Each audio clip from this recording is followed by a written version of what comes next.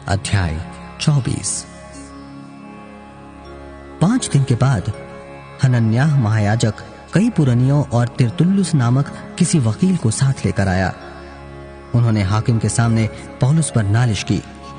जब वो बुलाया गया तो तिरतुल्लुस उस पर दोष लगाकर कहने लगा, हे महामहिम फेलिक्स, तेरे द्वारा हम में बड़ा कुशल होता है और तेरे प्रबंध से इस जाति के लिए अनेक बुराइयां सुधरती जाती हैं। इसको हम हर जगह और हर प्रकार से धन्यवाद के साथ मानते हैं, परंतु इसलिए कि तुझे और दुख देना नहीं चाहता, मैं तुझसे विनती करता हूं कि कृपा करके हमारी 2-1 बातें सुन ले, क्योंकि हमने इस मनुष्य को उपद्रवी और जगत के सारे यहूदियों में बलवा कराने वाला और नासरियों के कुपंथ का मुखिया पाया है। उसने मंदिर को अशुद्ध करना चाहा, पर हमने उसे पकड़ लिया।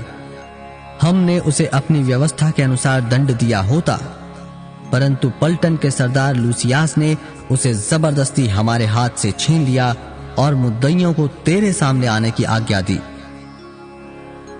इन सब बातों को जिनके विषय में हम उस पर दोष लगाते हैं, तू आप ही उसको जांच करके जान लेगा। यहूदियों ने भी उसका साथ देकर कहा, ये बातें इसी प्रकार की हैं। जब हाकिम ने पौलुस को बोलने का संकेत किया तो उसने उत्तर दिया, मैं ये जानकर कि तू बहुत वर्षों से इस जाति का न्याय कर रहा है, आनंद से अपना प्रत्युत्तर देता हूं। तू आप जान सकता है कि जब से मैं यरूशलेम में आराधना करने को आया, मुझे 12 दिन से ऊपर नहीं हुए। उन्होंने मुझे ना मंदिर में, ना आराधनालयों में, ना नगर में किसी से विवाद करते या भीड़ लगाते पाया, और ना तो वे उन बातों को जिनका वे अब मुझ पर दोष लगाते हैं तेरे सामने सच प्रमाणित कर सकते हैं। परंतु मैं तेरे सामने यह मान लेता हूं कि जिस पंथ को वे कुपंथ कहते हैं, उसी की रीति पर मैं अपने बाप दादों के परमेश्वर की सेवा करता हूं, और जो बातें व्यवस्था और भविष्यद्वक्ताओं की पुस्तकों में लिखी हैं, उन सब पर विश्वास करता हूं, और परमेश्वर से आशा रखता हूं जो वे आप भी रखते हैं कि धर्मी और अधर्मी दोनों का जी उठना होगा। इससे मैं आप भी यत्न करता हूं कि परमेश्वर की और मनुष्यों की ओर मेरा विवेक सदा निर्दोष रहे। बहुत वर्षों के बाद मैं अपने लोगों को दान पहुंचाने और भेंट चढ़ाने आया था। उन्होंने मुझे मंदिर में शुद्ध दशा में बिना भीड़ के साथ और बिना दंगा करते हुए भेंट चढ़ाते पाया। हां, आसिया के कई यहूदी थे।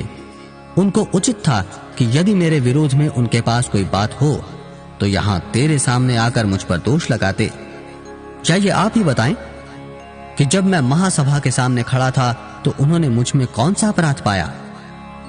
इस एक बात को छोड़ जो मैंने उनके बीच में खड़े होकर पुकार कर कही थी, मरे हुओं के जी उठने के विषय में आज मेरा तुम्हारे सामने मुकद्दमा हो रहा है। फेलिक्स ने, जो इस पंथ की बातें ठीक ठीक जानता था, उन्हें यह कहकर टाल दिया, जब पलटन का सरदार लूसियास आएगा तो तुम्हारी बात का निर्णय करूंगा। और सूबेदार को आज्ञा दी कि पौलुस को कुछ छूट में रखकर रखवाली करना और उसके मित्रों में से किसी को भी उसकी सेवा करने से न रोकना। कुछ दिनों के बाद फेलिक्स अपनी पत्नी द्रुसिल्ला को, जो यहूदिनी थी, साथ लेकर आया और पौलुस को बुलवाकर उस विश्वास के विषय में जो मसीह यीशु पर है उससे सुना।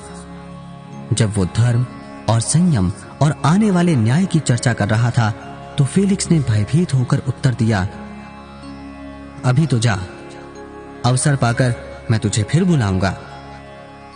उसे पौलुस से कुछ रुपए मिलने की भी आशा थी, इसलिए और भी बुला बुलाकर उससे बातें किया करता था।